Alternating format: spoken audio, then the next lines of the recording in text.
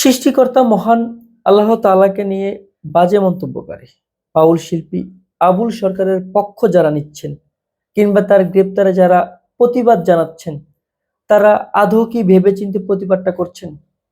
এ কুলাঙ্কার কাকে নিয়ে মন্তব্য করেছে? কোন ধর্মকে সে অবমাননা করেছে?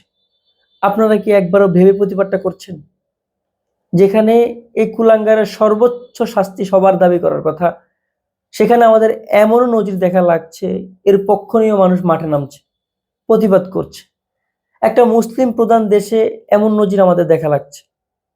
যারা এর পক্ষ নিচ্ছে, যারা এর জন্য প্রতিবাদ করছে, আমরা তাদের কাউকে ভুলবো না। একটা মুসলিম প্রধান দেশে এসেও আমাদের এমন নজির দেখা লাগছে। আমরা কোন দেশে বসবাস করছি? আমাদের রবকে নিয়ে বাজে মন্তব্যকারীর পক্ষ মানুষ নিচ্ছে, এটা আমাদের দেখা লাগছে।